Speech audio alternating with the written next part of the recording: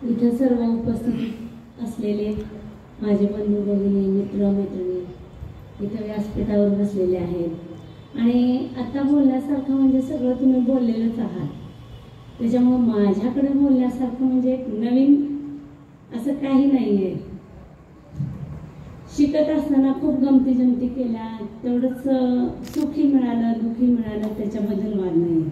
पण जे आपल्याला ज्या वेळेला लहान असताना आपण मार खाल्ला, शिक्षकांचा म्हणा कुणाचाही म्हणा, पण त्यामुळे जे चांगले संस्कार आपल्यावर जे घडलेले आहेत ते आपण अजूनपर्यंत विसरू शकत नाही। एवढे चांगले संस्कार या शाळेने, महाराजांनी, भाऊंनी, महाराज कधी आपल्याला बोलत नव्हते, ते मायाच करत होते। पण घरात जसा मोठा भाऊ असतो की नाही, तो रागवतो सगळ्या लहान भावंडांना, बडवतो, तसा आपल्याला भाऊंनी अगदी मनापासून त्यांना याच्यात काय फायदा मिळाला का, आता आपण सगळे सर्व्हिसला आहोत, आपण मोठ्या मोठ्या पदावर आहोत, म्हणून काय आपण भाऊंना कधी आपण या माझ्या घरी मी सांभाळतो असं कोणी म्हटलंय का?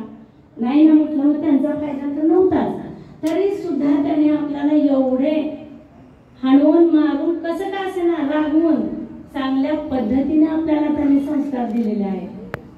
आणि जे आता ते आश्रम म्हणजे पुन्हा उभं करणार आहेत त्याच्याबद्दल मला पण ऐकून एवढं म्हणजे खूप समाधान वाटलं। ज्या वेळेला आश्रम बंद झालं हे समजल्यानंतर मला फार दुःख वाटलं, अरे आश्रम बंद झालं, मग आता कसं करायचं? एवढे चांगले मुलं आपल्या बॅचचे तर सगळे चांगले होऊन बाहेर पडलेले आहेत, मग एवढं चांगलं कल्याण होत असताना आश्रम कसं काय बंद झालं? मग आता चालू करणार म्हटल्यावर खरंच खूप समाधान वाटलं। आणि एक मुद्दा असा आहे की आता बोलतेच तुमच्या समोर, आश्रम तर चालू करणार आहेत, मग आपण वर्षातून एकदाच इथं भेटतोय, मग वृद्धाश्रम करायला काय हरकत आहे? म्हणजे आपण इथे येऊन कायम करावं असं मी माझं तर मत व्यक्त केलेलं आहे।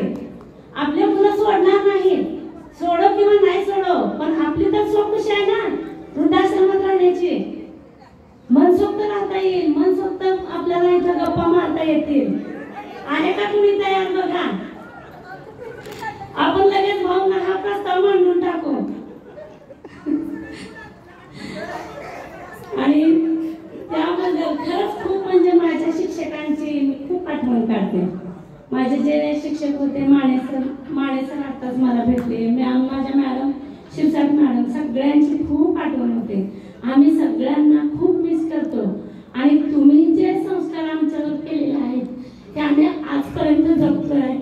आणि आजपर्यंत जेवताना म्हणा किंवा जेवणाच्या अगोदर खूप आठवण होते की आपण शाळेत काय केलं, आपण कसं राहिलो आणि आताची पिढी कशी आहे, ह्याच्यात खूप तफावत आहे।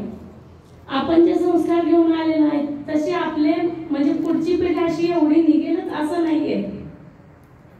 तर मला संयोजकांनी 2 शब्द बोलण्यास संधी दिली त्याबद्दल मी सर्वांचे धन्यवाद देते आणि आभार मानते।